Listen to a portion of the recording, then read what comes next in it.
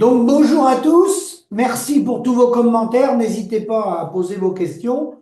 Je vais redonner la parole à mon ami Michel. Il a beaucoup de choses à vous dire, il n'aura pas le temps de tout vous dire aujourd'hui, hein. On va faire une émission d'une petite heure et puis Michel reprendra, on essaiera de compléter jeudi soir. Vas-y Michel, je te donne la parole.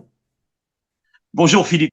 Et puis bonjour à tous. Donc on va reprendre un petit peu notre série de vidéos, hein. On est à la numéro 4 aujourd'hui. Alors je vais faire un petit récapitulatif parce que c'est vrai qu'il y a quand même beaucoup de matière. Et c'est vrai que c'est pas simple à assimiler pour certaines personnes. Il y a des gens qui me disent ouais, ça part dans tous les sens. Non, non, non, non, ça part pas dans tous les sens.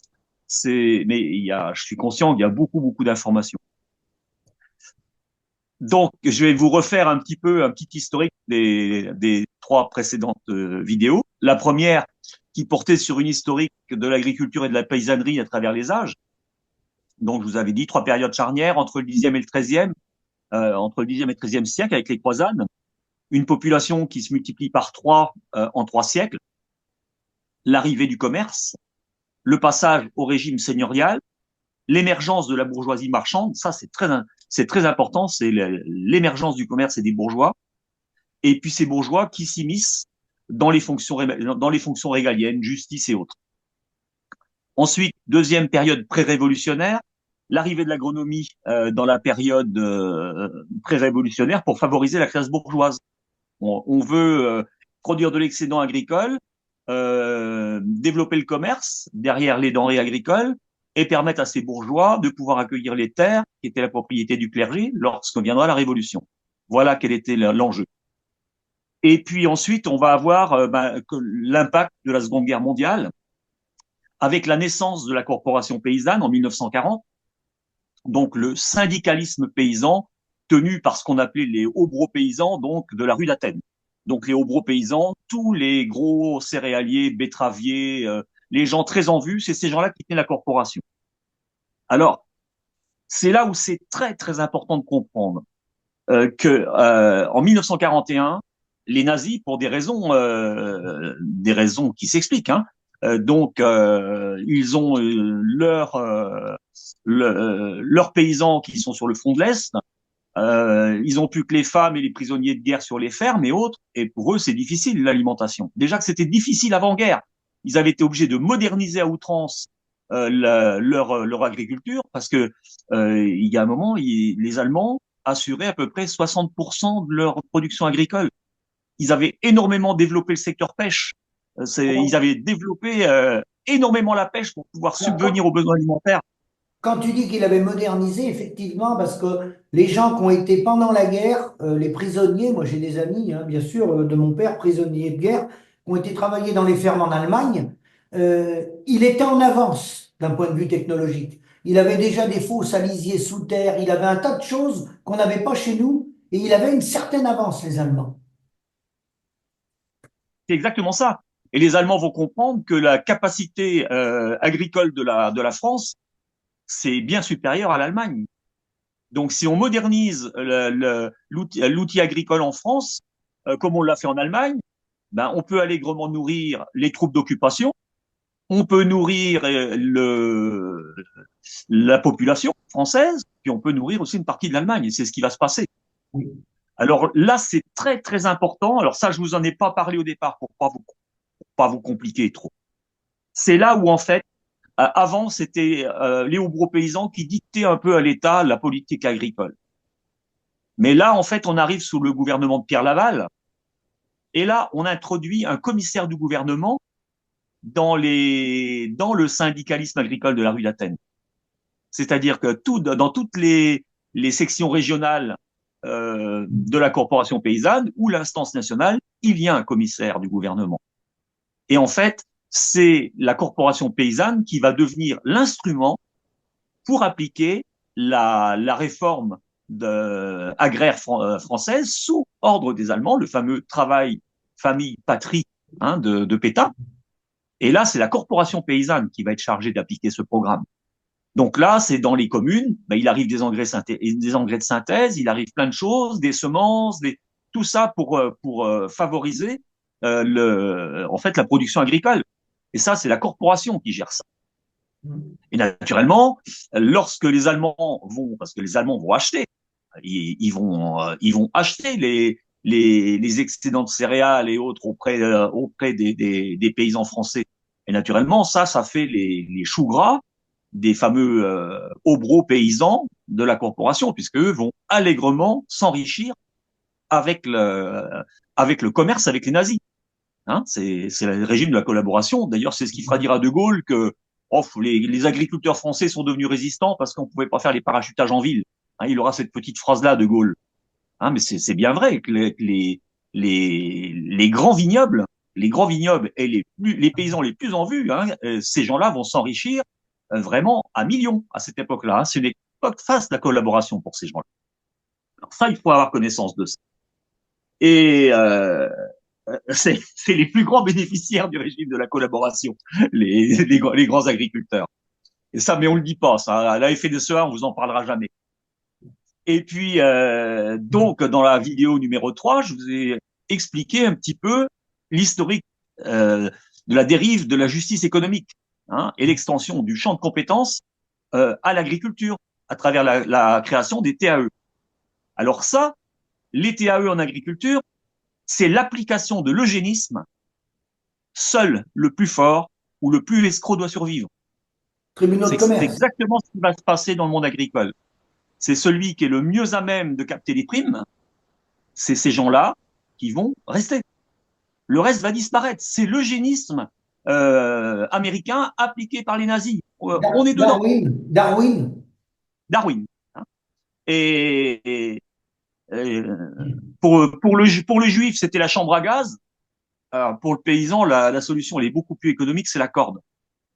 Hein. Et j'ai une petite anecdote qui est pas drôle, hein, mais bon, sachez pour l'anecdote que si vous vous suicidez en ouvrant le four à gaz de votre cuisinière dans votre cuisine, vous ne serez jamais répertorié comme un suicide agricole.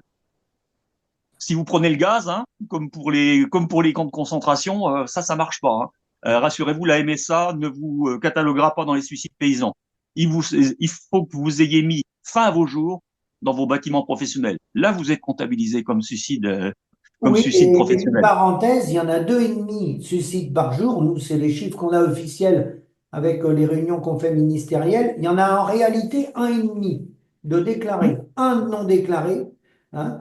Et le suicide agricole, pourquoi il est non déclaré? Parce que c'est caché à cause du problème des assurances. Et quand on parle de guerre, je te redonne la parole derrière Michel, il y a la guerre tout court, atroce, la Palestine, toutes les guerres dans le monde, hein, l'Ukraine et autres.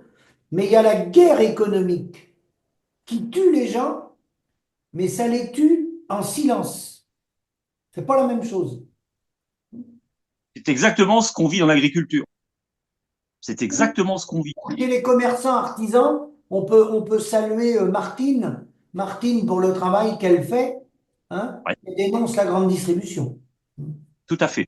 Hein. Mais ça, en fait, c'est l'élitisme économique. Alors, tu parlais de Darwin, moi je parle plus de Davenport. C'est plus le, c'est plus Charles Davenport aux États-Unis, donc prêt à stériliser les petits, lui. Hein, il y a plus que le gros qui doit survivre. On est plus là-dedans. En fait. Alors aujourd'hui, les nazis, ce sont devenus qui? Le gouvernement, hein, l'Assemblée nationale, le Sénat. Hein, c'est eux qui ont remplacé Das Reich. Je ferai pas de mauvais jeu de mots avec une ministre qui a été notre ancienne première ministre, hein, euh, hein, dont vous connaissez tous l'existence, celle qui est Calvados, issue du du Calvados, Calvados. celle du Calvados, hein, dont le grand-père avait soigné Rommel, hein, Marcel Le Sen, qui avait soigné Rommel quand il s'était fait mitrailler, hein, et dont le père, lui aussi, le grand-père, s'est suicidé en se jetant en pyjama de la fenêtre. Hein. Bon, mais je ferai pas de mauvais humour là-dessus. Non. Voilà. Et ça, je connais très bien la vie hein, de cette dame. Très, très bien. Je les connais tous. Je les ai tous étudiés un par un. Voilà. Alors, aujourd'hui, effectivement, ceux qui sont chargés de la base besogne, eh bien, ce sont tout simplement vos représentants consulaires et syndicaux. C'est eux qui vont être chargés de la base besogne. Comment ont été chargés de la base besogne les troupes de Das Reich, hein, qui a été les enrôlés alsaciens, les enrôlés de force, hein, ou les Ukrainiens. Parce que on vous parle des nazis, hein, Oradour-sur-Glane, avec les nazis, mais les nazis, il y en avait très peu. Par contre, il y avait beaucoup d'Alsaciens, il y avait beaucoup d'enrôlés de force alsaciens, hein. Ils étaient pas là de gaieté de cœur, mais il y avait aussi beaucoup d'Ukrainiens, hein. Ça, faut pas l'oublier, ne l'oubliez jamais, hein.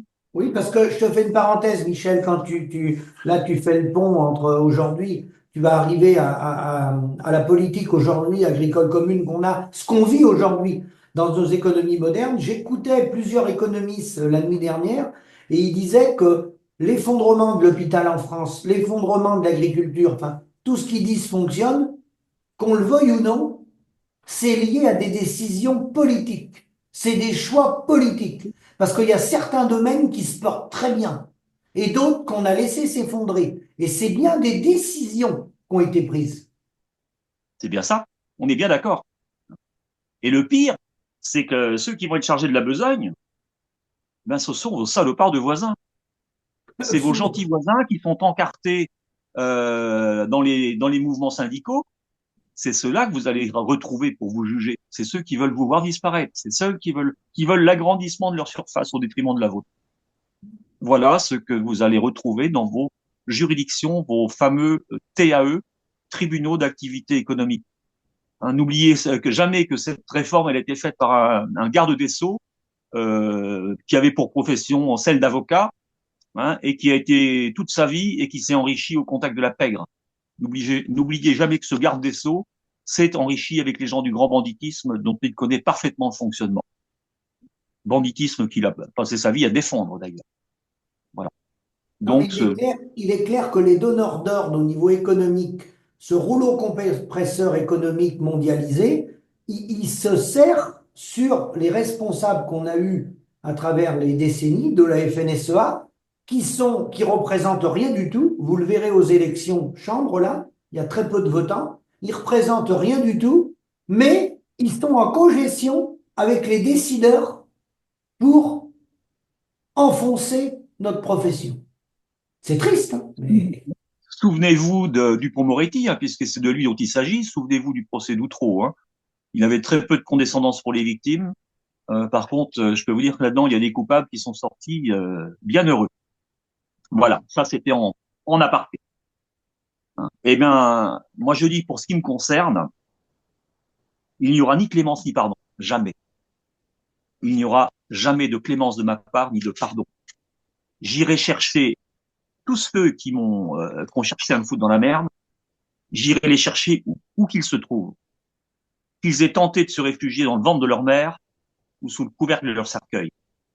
Ces gens-là, je les poursuivrai jusqu'au bout. Parce que moi, j'ai la chance, j'ai pas de famille, mais il y a des familles où vraiment ils ont semé la désolation, hein, et ils ont été les semeurs de drames. Ces gens-là, ou leur descendance, qu'ils se rassurent, je ne les oublierai jamais. Je dis bien jamais.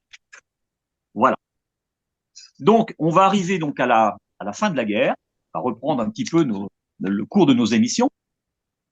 Donc, avec ces fameux obros paysans. Donc, tous ceux qui s'étaient grassement enrichis pendant la guerre. Alors, ils n'ont pas tous survécu, hein, parce qu'il y en a eu. Il y en a même qui ont été graciés, hein, quand il y a eu un petit peu les règlements de compte en fin de guerre. Je peux vous dire que dans la Nièvre, il y en avait un qui avait été gracié par le tribunal. Rassurez-vous, les FTP l'ont retrouvé, ils l'ont sorti de geôle, ils l'ont fusillé au Sten, hein. La justice a été expéditive. Ça se passait dans la Nièvre, mais il y en a eu d'autres, hein. Voilà, j'ai celui-là en exemple. Donc, en 45, on a la fameuse création de la Confédération générale de l'agriculture, avec, je dirais, quatre branches principales. On a celle des exploitants agricoles, donc qui deviendra la célèbre FNSEA. On a celle des jeunes agriculteurs, qui sont issus de la JAC, de la Jeunesse agricole catholique. Donc ça sera la branche qui deviendra plus tard le CNJA. On a une branche salariés agricoles au sein de la CGA, et on a aussi les artisans ruraux, qui sont quatre grosses branches représentées, hein, au sein de la CGA. Et tout ça, ça a une bonne tendance socialiste et c'est fio. oui. Et on va avoir une bagarre, vraiment une guerre d'usure au sein de la Confédération générale de l'agriculture qui va durer à peu près 6 ans.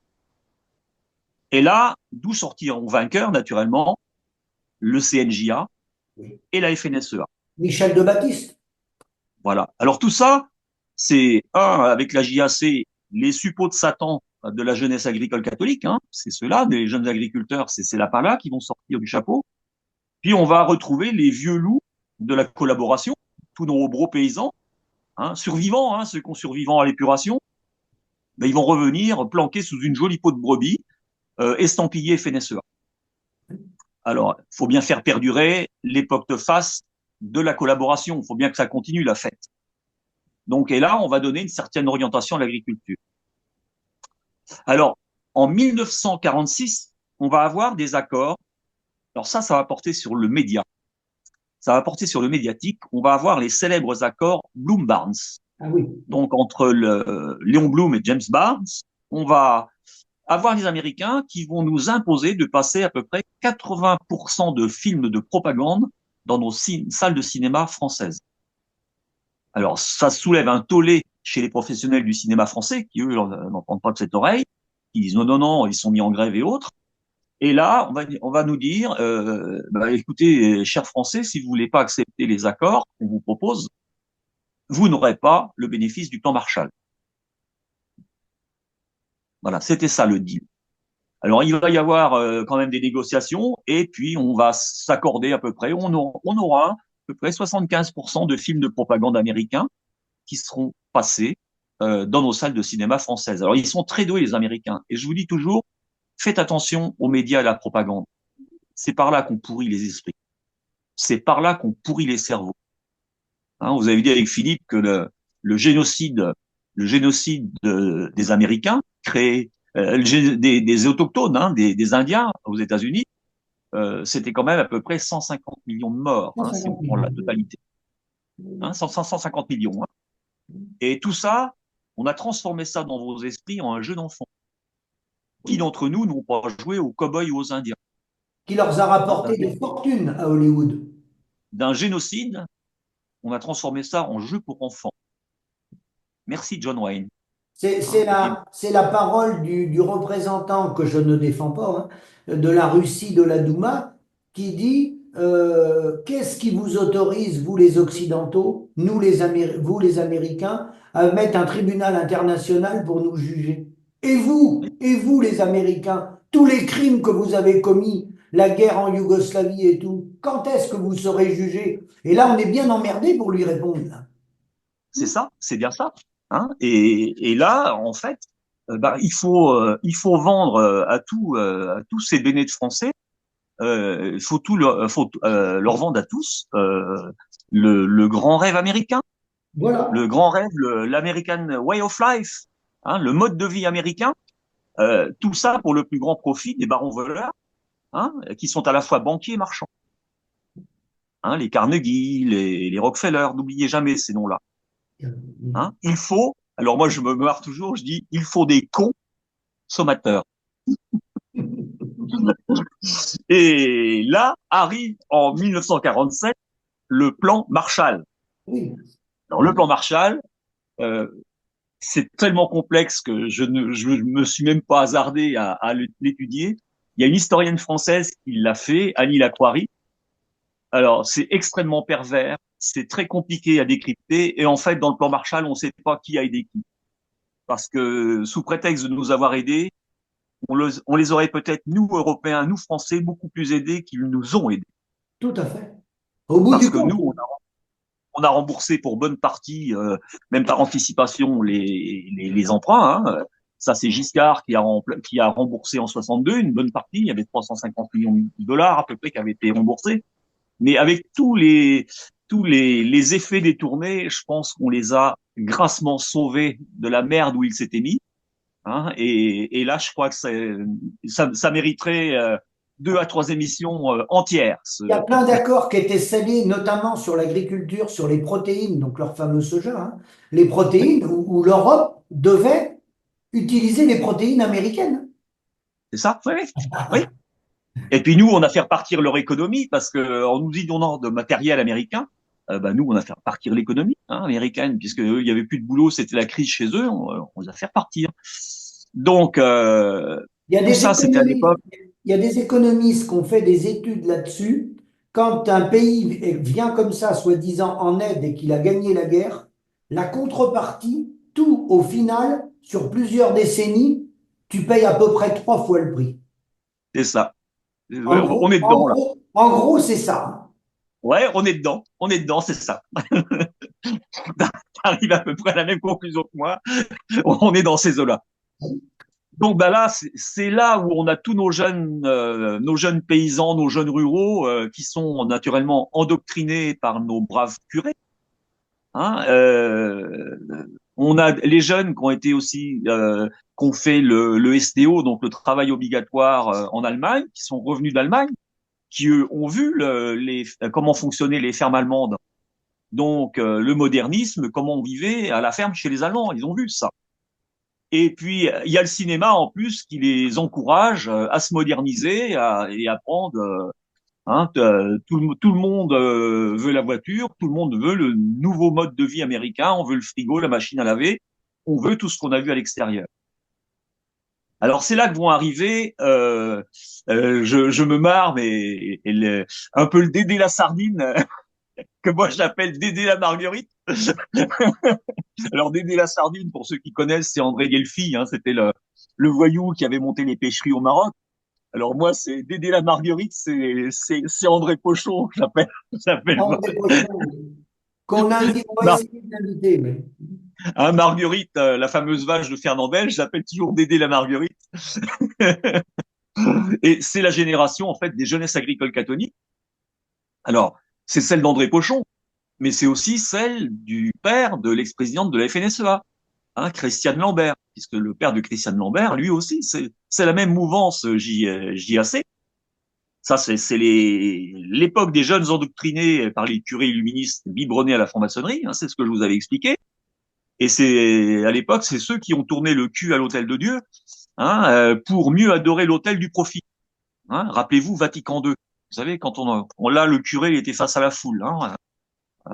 Je le dis avec humour, mais c'est ceux qui avaient oublié les sages recommandations bibliques d'Isaïe, 5.8, hein, malheur à ceux qui ajoutent maison sur maison et champ à champ, jusqu'à ce qu'il n'y ait plus d'espace et qu'ils habitent seuls au milieu du pays. C'était ce que disait Saint Isaïe dans la Bible. Bon, ces gens-là, ils n'ont pas vraiment suivi le modèle. Mais bon, Dieu reconnaîtra les siens. Dédé Pochon, lui, André n'avait qu'une vision, c'était faire bien vivre le monde paysan, essayer de garder des gens sur des surfaces raisonnables, en échappant au maximum au secteur marchand. Et en fait, André avait été innovateur, mais dans le bon sens du terme. Hein, je dirais, c'est. Mais par contre, il y en avait un deuxième, lui, c'était plutôt tout pour bouffer la ferme du voisin. Dieu a reconnu les siens, puisque André a été gratifié de nombreux et de longs jours, hein, parce que je crois qu'aujourd'hui il est assez âgé, c'est quelqu'un que j'aimerais bien rencontrer. Mais en ce qui concerne le père de Christiane Lambert, ben, avant d'avoir pu écraser ses voisins, il s'est retrouvé lui-même écrasé sur son beau tracteur tout neuf. Il est passé sous le tracteur. Il a eu un accident mortel. Voilà. Hein. Et là, avec la justice divine, il n'y a pas de cour d'appel, il n'y a pas de conseil d'État, ni de cour de cassation. Généralement, ça pardonne pas. Voilà. Hein, je lis un peu et je le dis sérieusement, ça. Je le dis vraiment très sérieusement. Vous voyez comme quoi, les saloperies dans la vie, ça paye pas. Et on dit souvent que les parents boivent, mais que les enfants trinquent. Ben, c'est un peu ce qui arrive à beaucoup de jeunes dans l'agriculture aujourd'hui. Il y a des gens qui se sont agrandis à outrance, et bien aujourd'hui, effectivement, les jeunes générations, elles, sont en train de trinquer et elles payent un lourd tribut. Donc on arrive en 1962, c'est l'éradication de la paysannerie de subsistance et des pluriactifs. Parce qu'en fait, ces braves gens de la JAC, ils veulent voir le revenu dans le monde agricole. Et le revenu, on peut l'avoir, soit on devient comme André Pochon, extrêmement innovant dans les manières de produire. André, dans les années 60, il avait un chargement de 3 vaches à l'hectare. Et c'était un gars il a commencé sur une petite ferme qui faisait 9 hectares. Hein, il est repassé sur une ferme qui faisait, je me rappelle plus, 12 ou 18. Le gars, à l'époque, il s'achetait une deux chevaux neuve, il l'achetait un an d'avance, parce que la deux chevaux, fallait la payer un an d'avance si on voulait l'avoir en temps, hein. Et voilà, mais c'était intéressant, parce que voilà, ils avaient trouvé des moyens de produire en respectant le milieu, en respectant la condition animalière, et ils dégageaient un revenu. C'était quand même pas mal, hein, de se concerter, de réfléchir.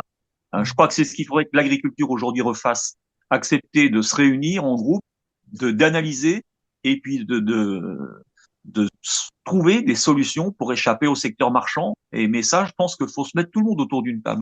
Le consommateur, le producteur. Et il y a des choses à faire. On peut faire des choses très intelligentes.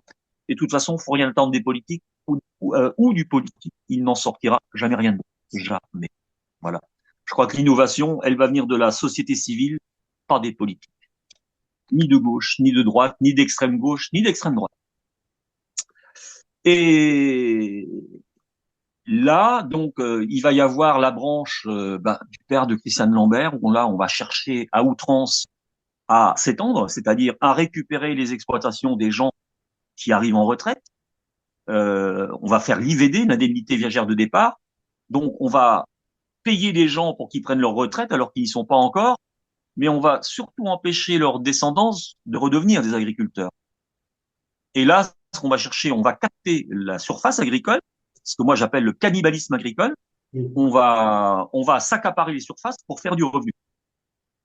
Voilà, c'est ça le début du chômage en fait en France. C'est ça, c'est de là d'où part le chômage. Et là, je te rajoute une parenthèse, la politique agricole commune de 92, les primes à l'hectare, les primes ont été mises à l'hectare, ce qui fait qu'aujourd'hui, il y a des agriculteurs qui n'ont pas la PAC, hein. Il y a des agriculteurs Oui, qui n'ont pas de terre en hors-sol ou des producteurs de lapins ou les maraîchers qui ont des petites surfaces ou les horticulteurs, ils n'ont pas la PAC. Et ça a bien été une volonté politique parce que si on avait mis la politique agricole commune, les paiements aux unités de travailleurs, c'est-à-dire quelqu'un qui a des salariés ou des associés, ça aurait tout changé la PAC. Là, plus on a d'hectares, plus on a de PAC. Enfin, c'est comme ça qu'elle a été enclenchée. bien sûr. Mais bien avant la PAC, en fait, c'est là où on a l'arrivée de l'IVD, de la SAFER, pour maîtriser l'outil Ça foncier, perd. hein. Et n'oublions pas que tout ça s'est fait avec un homme, Edgar Pisani, qui a été ministre depuis août 61 jusqu'en 1966. Ça a été le ministre de l'Agriculture de Gaulle, hein. Et les premiers ministres des gouvernements de Gaulle, c'était qui? Ça a été Debré et Pompidou. Oui. Donc n'oubliez jamais, Pompidou, ancien associé gérant de chez Rothschild, hein, parce que derrière Pompidou, c'était bien les super banquiers Rothschild. Oui. Hein, ça, faut jamais l'oublier. Et là, ça a été la destruction de l'agriculture de subsistance. Alors tout ça s'est fait avec Edgar Pisani, mais avec un agronome aussi réputé et bien connu qui s'appelait René Dumont. René Dumont, oui. Alors René Dumont, en 1929, il part vers le Tonkin en Indochine, où il va en fait moderniser la culture du riz avec des engrais chimiques et tous les produits chimiques. Il va pourrir les rizières. Hein, et cet homme, une fois revenu en France, il va revenir je crois que c'est 3 mois au sein du gouvernement Blum. C'est lui qui va être le père de la modernisation de l'agriculture française.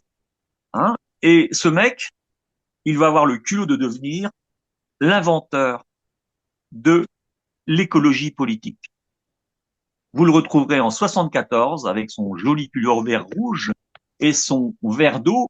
J'ai ici devant moi un verre d'eau précieuse.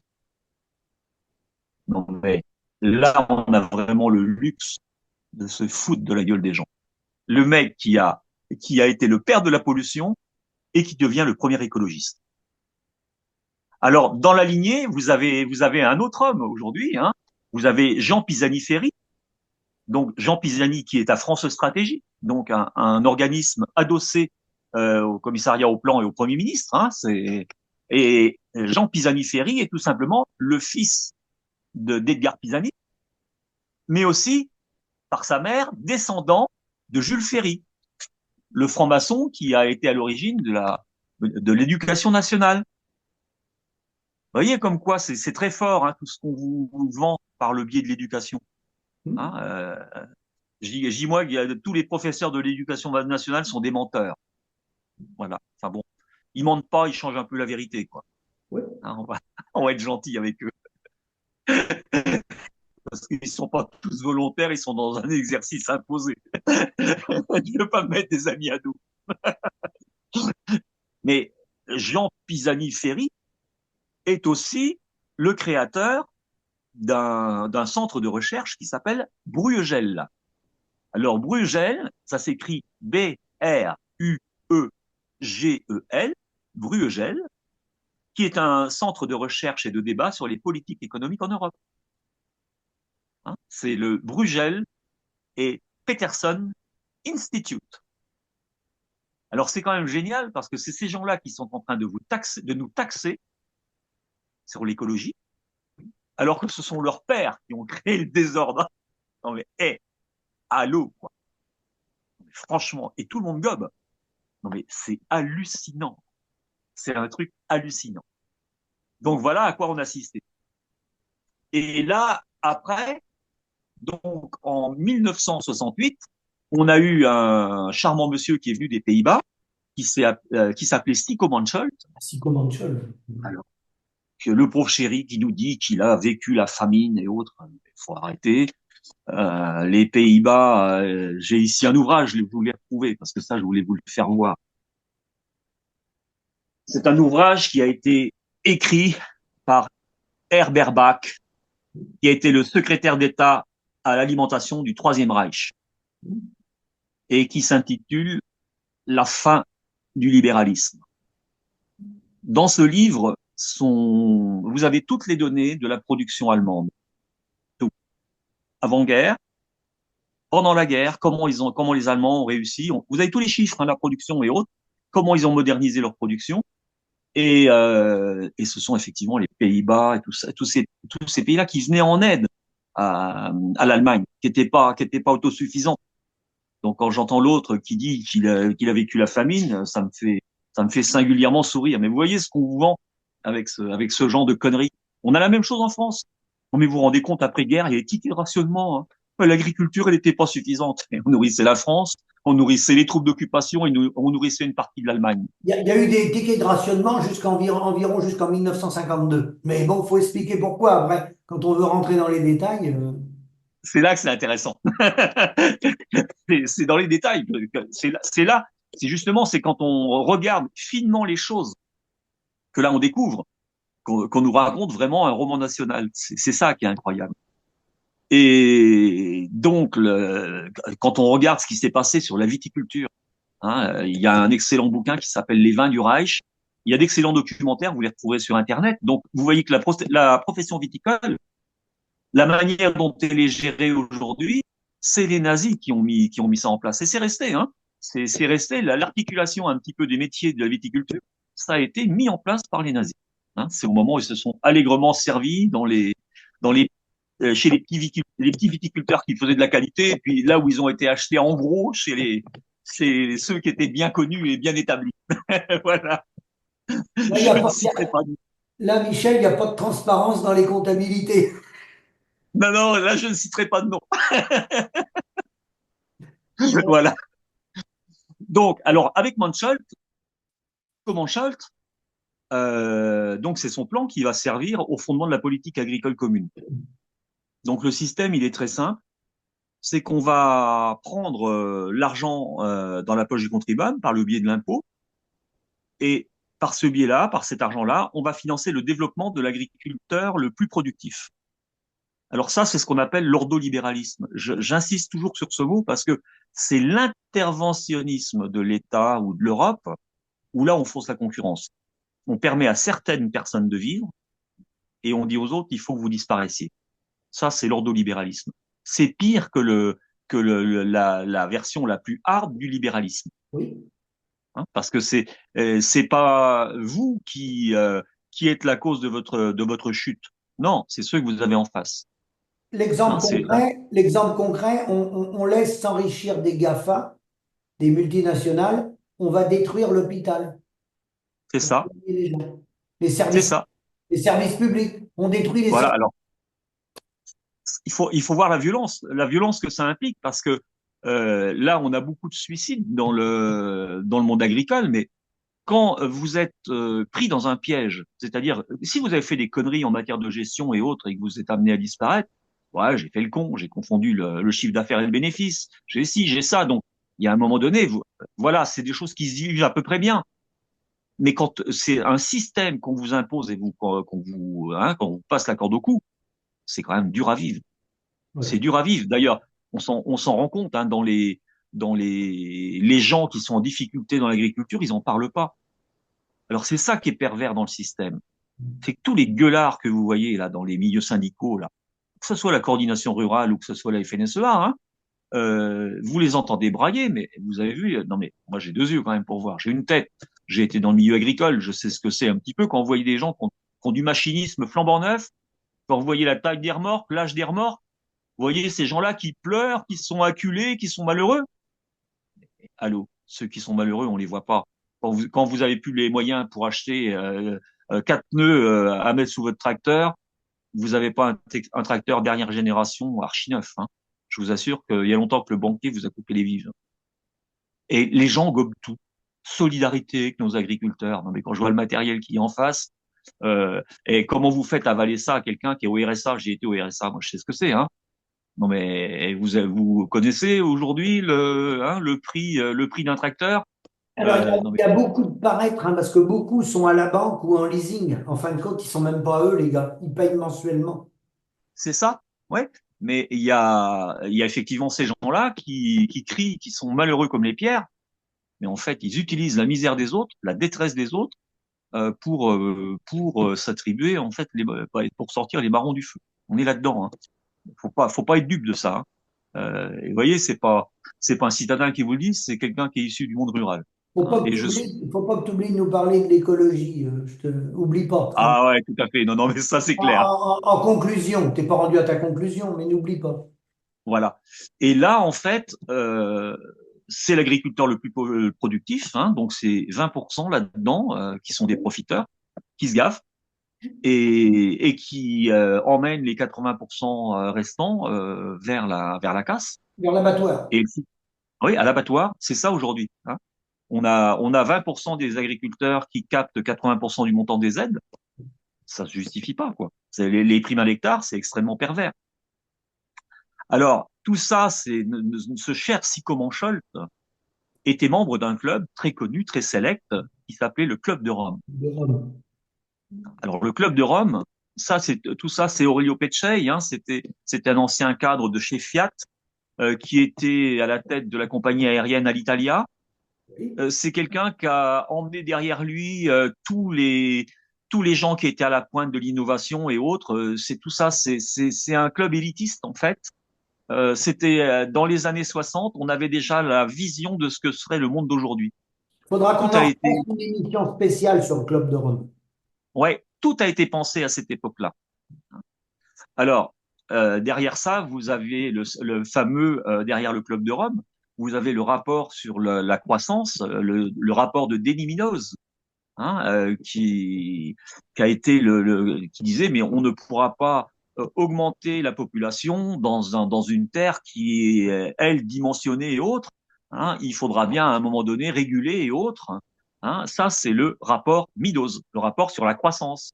Et c'est ça qui a servi de point d'origine pour ce que j'appelle l'escrologie. Moi, j'appelle ça l'escrologie, et c'est l'écologie politique. C'est là où vous verrez le célèbre Dumont qui a été l'acteur de Pisani. C'est là-dessus que rebondira notre ami René Dumont hein, pour devenir le premier escrologiste de France. Vous voyez, on est exactement dans le profil des retourneurs de veste des gens qui ont été collabos pendant la guerre et qui sont devenus résistants dans les derniers 15 jours. C'est-à-dire que C'est exactement. dans l'astrologie, dans les écologistes, tu considères qu'il y a une branche qui sont dangereux parce qu'ils nous emmènent dans des choses où on sait qu'on a un réchauffement, mais comme disent beaucoup d'économistes, on a du mal à en déterminer toutes les raisons. Aujourd'hui, tout ce qu'on connaît là comme problème, tout ça résulte de la politique mondialiste. Là, on est en train d'accuser les voitures, les bagnoles de faire de la pollution, mais vous avez pesé la pollution générée par le transport maritime, parce que ils sont pas au GPL, hein, les tankers là, hein, ou ceux qui transportent les conteneurs, ils sont au fioul lourd. Et je peux vous dire que une dizaine de bâtiments vous génèrent autant que tout le restant. 10 bâtiments vous génèrent la pollution, une pollution bien plus nuisible Tout le parc que tout le automobile. parc automobile mondial. Donc Hein, toi, s'il fallait qu'on fasse, oui. Donc s'il toi, fallait qu'on fasse aujourd'hui. tu considères il y a un discours qui nous emmène dans de la manipulation écologiste, certains. Ah, mais on est dedans complètement. On est dedans complètement. Il faudrait ventiler, il faudrait ventiler la pollution qui est induite par le transport maritime, par le transport aérien, par le transport terrestre. Vous allez voir que la voiture particulière, c'est pour celle qui génère le plus de pollution. On est bien loin de là. Et non, mais quelle débilité d'aller chercher à l'autre bout de la planète, à moindre coût, des denrées qu'on est capable de cultiver dans notre jardin. C'est là-dedans qu'on est aujourd'hui. Hein, non, mais c'est une folie monstre là-dedans. Et personne ne voit rien, personne ne voit l'évidence. C'est ça le piège de la télé et des grands médias. Il y a rien de pire que ça. C'est le retournement des cerveaux. C'est une folie. Hein, et sous les auspices du bien, c'est là où on fait le plus de mal. C'est une cata. Hein, et moi, je vous dis, j'ai pas d'appartenance politique. Il faut reconnaître qu'il y a une branche écolo, bobo écolo, là, qui est extrêmement dangereuse. Hein, c'est une folie. Et sur le même registre, n'oubliez pas que derrière le Club de Rome, c'est Rockefeller.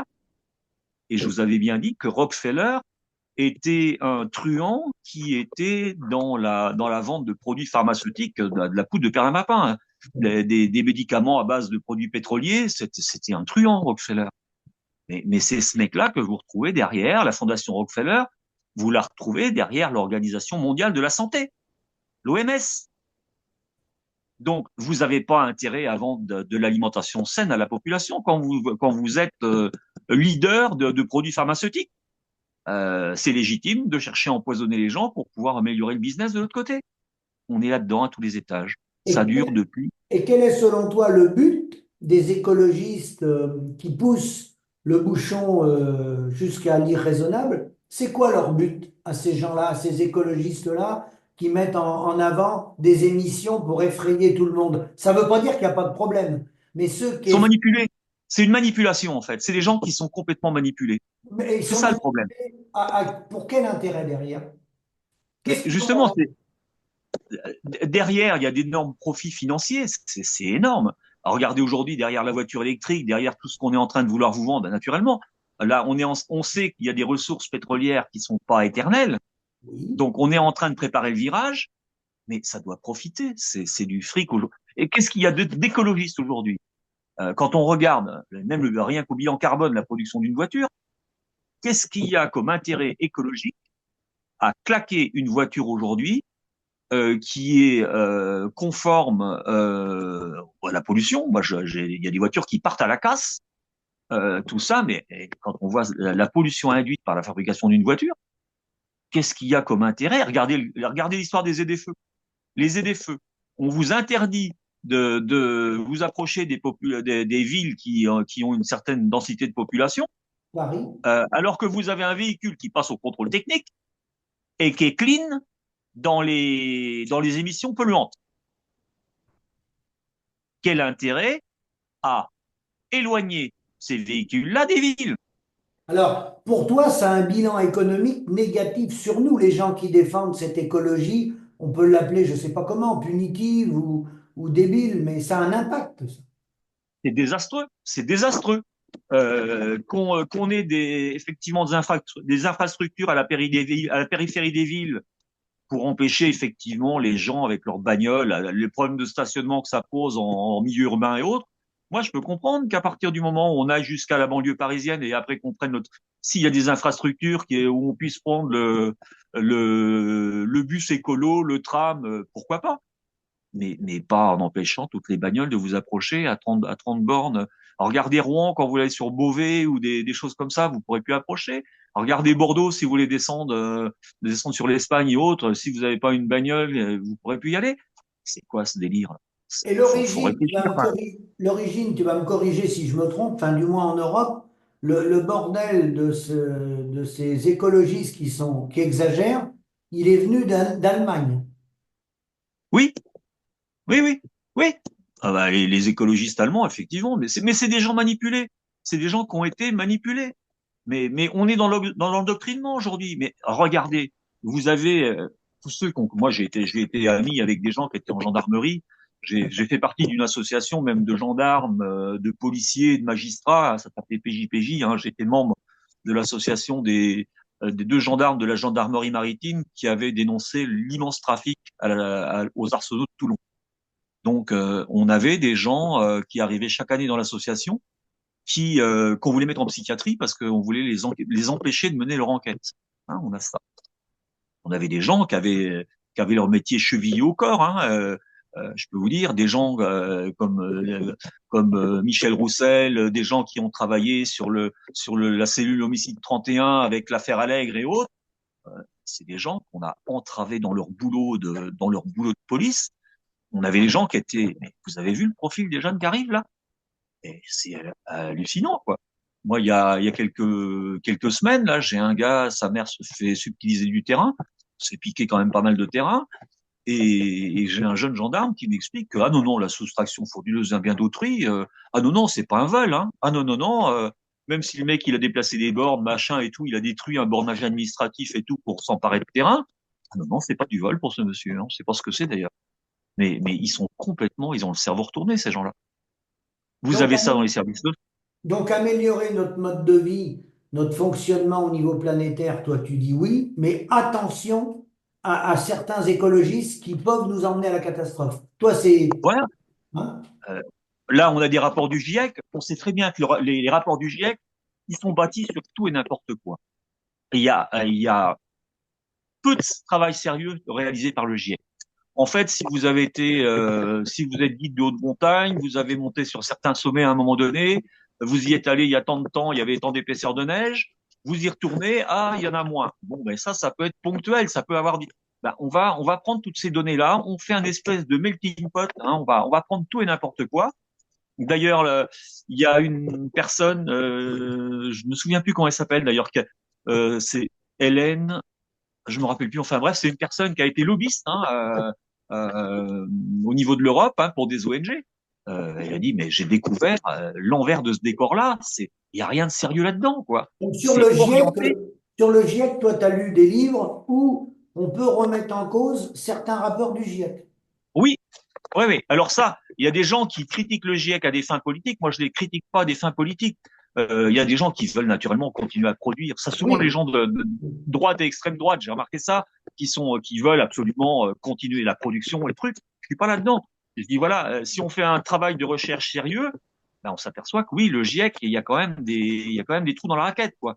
On s'aperçoit que les chiffres, tout ce qui est utilisé, il n'y a pas vraiment de travail scientifique de fait derrière. Ça peut être discuté, remis en cause, et mais ça, faut le faire effectivement à des fins honnêtes. Hein. Donc, Mais selon toi, dans le GIEC, tout n'est pas très clair. ah non non, pas ah non non, c'est pas clair du tout, pas clair du tout. C'est tout ça, c'est une gigantesque manipulation comme on l'a connu dans l'époque Covid. On est dans le même schéma. C'est pareil. Hein. Faut faire attention À des fins économiques derrière. à des fins économiques. Hein, c'est ça. Donc, il y a un moment donné, c'est la mondialisation, elle a créé, même nous, l'agriculture, quand on voit la vie des sols aujourd'hui, la qualité des sols, la destruction des pollinisateurs, la destruction des haies, parce qu'il y a des haies qu'on aurait pu, surtout des talus qu'on aurait pu garder pour éviter l'érosion des sols, le ruissellement de la flotte qui s'en va directement à la rivière. Il y a des choses qu'on aurait pu faire positivement. Je veux pas jeter le bébé avec l'eau du bain. Et il y a des choses qu'on a fait qui pouvaient être des choses positives, mais on a quand même fait de gigantesques conneries à côté. Faut les reconnaître, les conneries. Voilà. Faut les reconnaître et faut les solutionner. Parce Alors qu'aujourd'hui, pour le citoyen lambda, si on peut, on s'appuie pas sur le GIEC, on peut s'appuyer sur qui pour nous dire réellement l'état de la planète à horizon un siècle. Ben, il est là le problème. Il est Il est bien là. là le problème. Hein, c'est que et il y a on a et ce qui est foncièrement dégueulasse si on reste dans le si on veut rester dans le domaine agricole, c'est qu'on est en train d'emmerder aujourd'hui les gens qui ont conservé les gens qui ont conservé des haies, quoi, ben on leur classe leur haie, on est en train de les faire chier, de les criminaliser. Je suis désolé, mais tailler une haie, le bois taillable est émondable. On a toujours taillé les haies tous les 10, 15 ans, ça fait partie de. Et aujourd'hui, on est ah oui, vous avez un chemin de balade, ah ben non, vous laissez la haie. Mais la haie vous appartient quand même, non, il faut arrêter quoi. Et la haie repousse, hein, entre raser un talus, la haie va repousser. Ça a été, vous avez des arbres qui sont arrivés à maturité. Si vous les laissez, vous avez des hêtres, ils vont pourrir. Quand vous voyez les branches sèches en haut et que ça commence à pourrir, le hêtre, ça part très vite. Le truc, quand il est arrivé à maturité, ben, vous le coupez, mais vous le plantez à côté. Il y a un boulot de, toujours le bois, il a toujours été exploité et autres. Mais là, on a une vision écolo, mais complètement, mais complètement, complètement à côté de la plaque.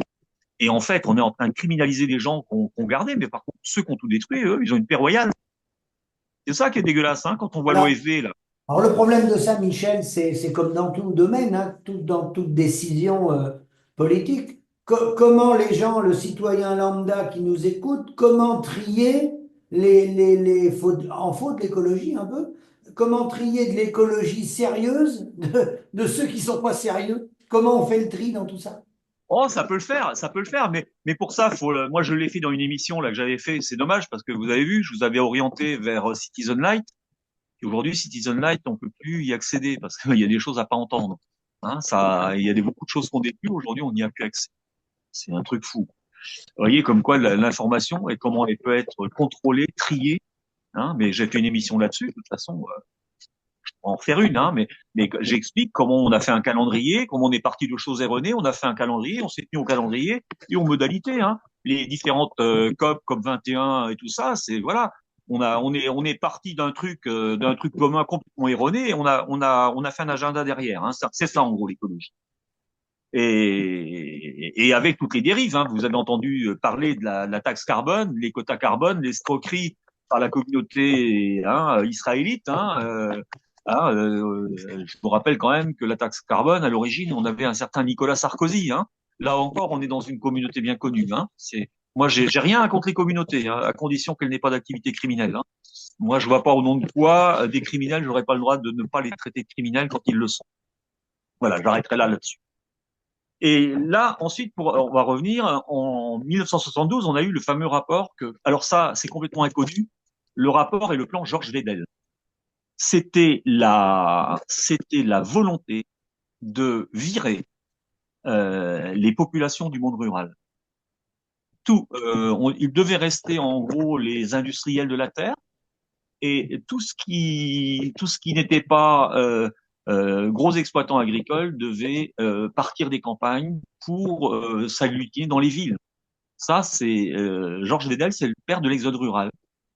Alors tout ça, on a eu effectivement tout le développement de l'agriculture qui a généré des excédents de production, des crises à répétition, parce que le secteur agricole, il a été en perpétuelle crise après les excédents de production, hein, suite au plan Marshall, la modernisation et autres. Ça nous a favorisé l'émergence des grandes surfaces. Donc c'est le business qui a bouffé l'argent du paysan là. Hein, on est là-dedans. Et il faut voir tout ça. Alors à ça, je vous disais que c'était 68, hein, c'était 68, Sikomanchol. Et vous vous rappelez ce qui s'est passé en 1967? Est-ce que vous vous rappelez de l'annexion du Golan et du Sinaï par Israël? La guerre des 6 jours, tu parles. Oui, la guerre des 6 jours. Je vous rappelle quand même que l'État d'Israël, il a été créé, hein, il a été en partie financé par l'activité du crime organisé italo-américain. Hein. Le blanchisseur de la mafia italo-américaine il s'appelait Meir Lansky. Les sommes générées par la mafia italo-américaine, on les a jamais retrouvées, ben, naturellement, parce que c'est celles qui ont participé au financement de la création d'Israël. Et puis en 1974, donc juste après le rapport Vedel, qu'est-ce qu'on a eu? On a eu le choc pétrolier. Donc là, c'est les pays arabes qui ont dit vous soutenez Israël, ok les gars. Eh ben on va commencer à vous réduire, à vous fermer les robinets de pétrole. Hein, et là, on a vu le baril de pétrole passer de 2 dollars à 12 dollars. C'est ça. Hein, et là, c'est là qu'on est entré en époque de récession et c'est là où les choses sont allées de mal en pis. Bon, tout à l'heure, à Donc, ta phrase, quand tu dis ces sommes-là, on les a jamais retrouvées, une petite blague, Michel, ces sommes-là ne seront jamais soumises à la CSG. non, mais c'est malheureux, mais je On, peux on en, pas. on en- on en rigole, mais ça crée de la pauvreté dans les populations, hein. Mais bien sûr, mais on n'en parle jamais. Mais moi, je suis désolé, on a un grave problème communautaire en France. Hein. On a un brave problème communautaire. Il y a la démocratie, il y a l'élection, ok, moi je veux bien, mais de l'autre côté, quand on a des gens d'appartenance à des races, à des ethnies ou à des qui sont là et qui sont plus influents qu'effectivement les politiques, souvent ce sont eux qui sont dans les volets de financement. Hein. Là, j'avais quelqu'un d'ailleurs qui m'avait sur les commentaires, qui m'avait un petit peu alpagué. Oh là, vous parlez de Monsieur Bayrou avec les chevaux et autres. Oui, Monsieur Bayrou, on sait très bien que le MoDem, hein, on a eu une célèbre représentante du MoDem qui s'appelait Sylvie Goulard, hein, qu'on a failli retrouver à la place de Madame von der Leyen. Madame Goulard touchait 12 000 euros de l'Institut Nicolas Berggruen. Hein, Nicolas Berggruen, qui est le fils d'un collectionneur d'art juif qui habitait Neuilly, hein, qui est le Soros californien. Vous m'expliquez comment une personne comme ça du MoDem touche de l'argent de tels instituts. On a failli retrouver cette personne-là. Vous aviez Marielle de Sarnez. Marielle de Sarnez, c'était qui? C'était l'ex-compagne de Philippe Augier, le patron du PMU. Euh, et Elle puis est là, vous retrouvez décédée, des gens comme elle est décédée, Marianne de Sarnez. oui, ouais, elle avait été mise en examen, elle est décédée.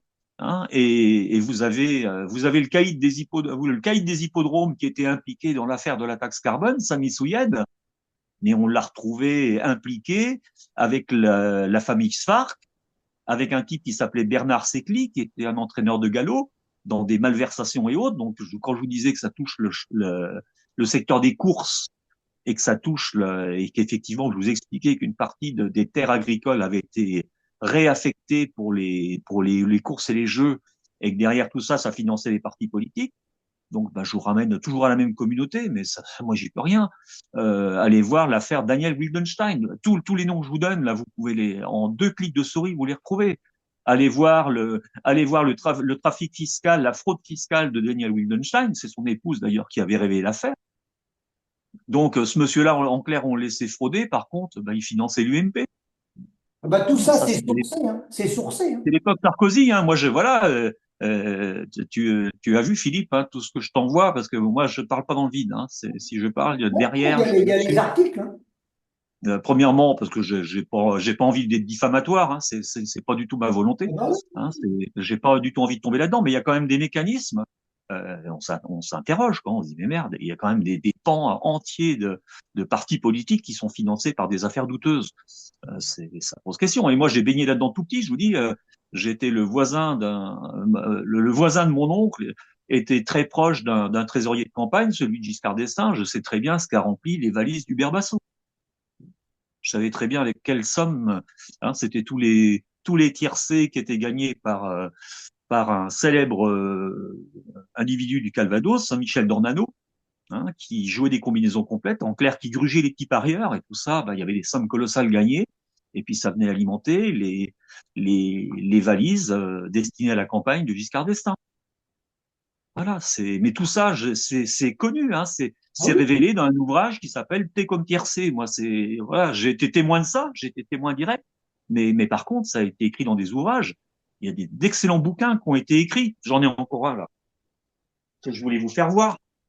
F comme fraude fiscale. Le monde agricole a vénéré un homme, Jacques Chirac. On a vénéré des gens comme Giscard d'Estaing. Mais allez voir, je vous recommande ce bouquin-là. C'est toute la politique fiscale qui a été menée à l'époque du gouvernement Chaban-Delmas. On taxait à outrance les gens qui faisaient de la valeur ajoutée par leur travail et on faisait un gigantesque crédit d'impôt aux actionnaires.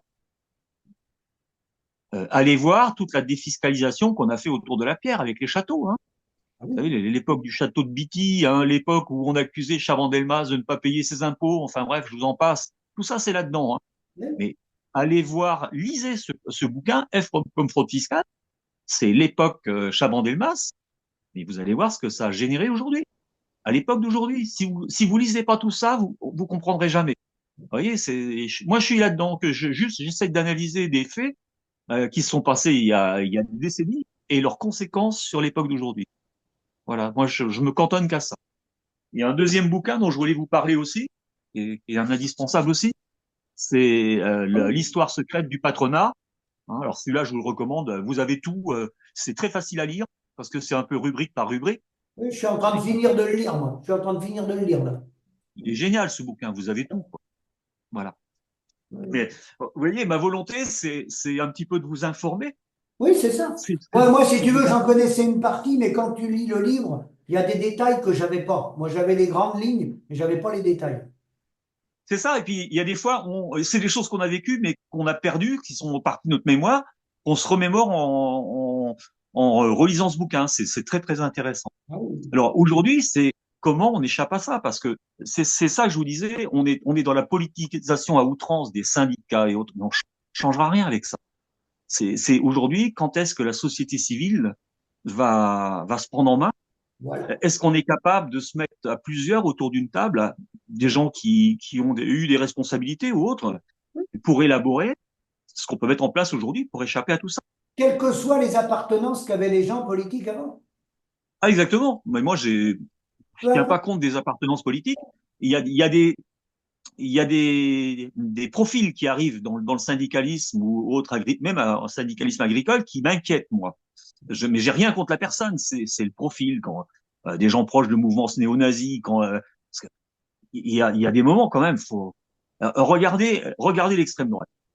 Vous avez des gens qui sont en train de hurler, de taper sur l'immigration et autres. Mais qui l'a fait, l'immigration? C'est pas les émigrés qui sont venus de leur bon vouloir. Les émigrés, c'est le patronat français qui est allé chercher. Hein, on est allé vider des villages complets en Italie, au Portugal, pour rebâtir la France. Bien sûr. Mais fallait avoir une politique honnête. On vous accueille sur le sol français parce qu'on a du travail pour vous, mais ce sera peut-être que pour une durée de 5 ans ou de 10 ans. Et puis, ben, écoutez, quand on n'aura plus besoin de vous, on aura peut-être une politique de retour au pays. On vous demandera de retourner. Oui, ça n'a jamais Ça été. aurait été Oui, ça ça aurait n'a été une jamais été politique fait, ça. honnête. Ça n'a jamais été fait. Pourquoi? Parce que avec l'immigration, c'est du travail à bas coût. Bien sûr. Donc tout le monde y a perdu aurait mieux fallu que le français ça soit un peu plus dur pour lui pendant 5 ans ou 6 ans, mais que on avait des niveaux de salaire. Mais comme on est toujours comme la mondialisation, on fait venir l'immigré parce que celui-là il coûte moins cher, hein, et même on va le faire bosser illégalement. On va lui demander de devenir auto-entrepreneur parce que de toute façon comme ça on évite de payer ses charges. Hein, c'est l'ubérisation de la société. Putain, c'est pas les émigrés eux-mêmes, là, quand même, là, quand je vois les néos, là, les crânes rasés, c'est le patronat, c'est ceux que vous défendez qui a généré l'immigration. Mais faut avoir un peu de dessous d'esprit, quoi. Alors, Après, il y a eu effectivement, des aides sociales qui ont été mises en place. Ça, c'est pour pas que la cocotte minute, elle explose. bien sûr, de toute façon, quand on voit le trafic de drogue aujourd'hui, c'est quoi? C'est l'opium du peuple, hein. Ça évite que les quartiers soulèvent. Et puis en plus, le trafic de drogue, ça fait vivre toutes les professions judiciaires.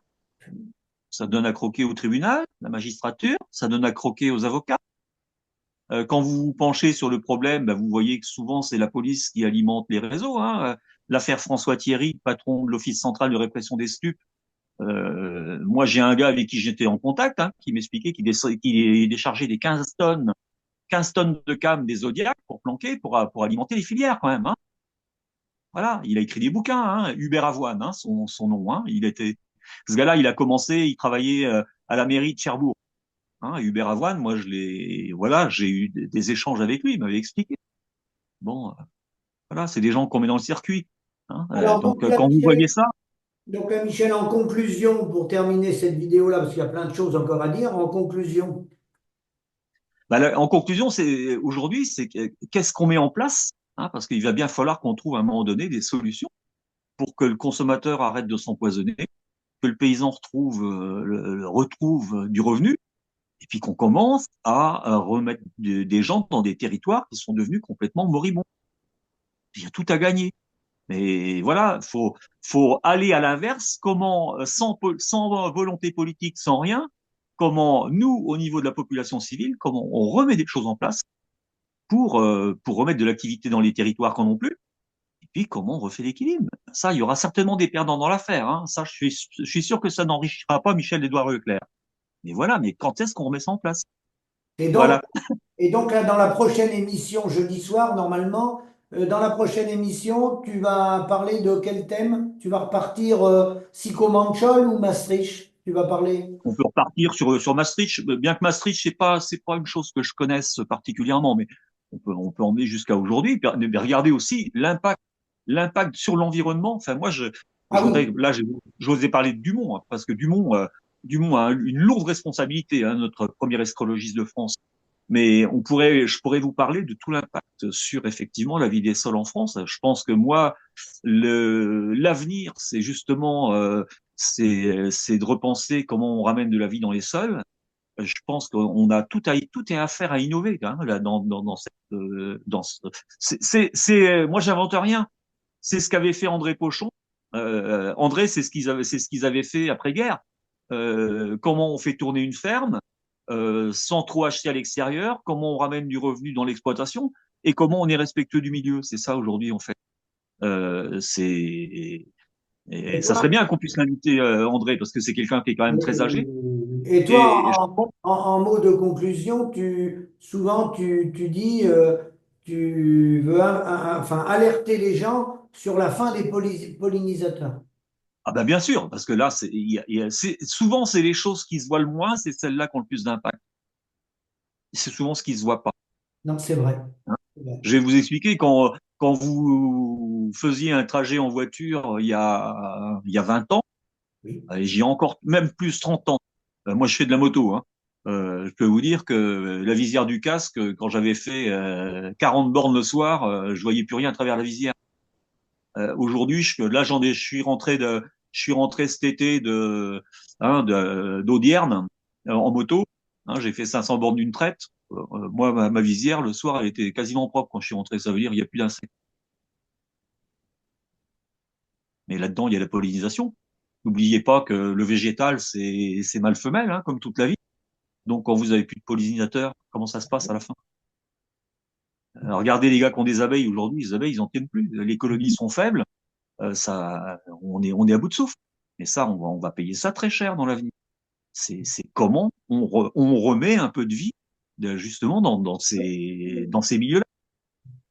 Voilà, hein, je suis pas pour la. Il y a certainement des choses, ça se fera par transition. On peut pas passer toute agrochimie jusqu'à revenir au complètement naturel. Ça se fera par palier, par étape. Mais il y a un moment donné, s'il n'y a pas de volonté de s'y remettre, on n'y arrivera jamais. Donc c'est tout ça qu'il faut travailler. Pendant qu'on a encore des gens, parce qu'on a des gens qui sont des gens qui ont travaillé sur la vie du sol, il y a des gens qui ont passé leur vie à ça. C'est ce que je dis. Hein. C'est pas sur les jeunes faucons yaka. Hein. Ceux-là, ils sont. Je dis pas qu'ils sont plus capables à grand chose. Non, c'est pas ça. Mais il y a un savoir-faire, il y a de l'expérience qui a été acquise au long des années, et c'est ça qu'il faut utiliser avant qu'on le perde. Voilà, je suis là-dedans. C'est mon mot de conclusion. Très bien, merci Michel, et puis à jeudi soir pour la prochaine émission. Ben, Merci merci Philippe, Michel, à et bientôt. merci à vous tous. Allez.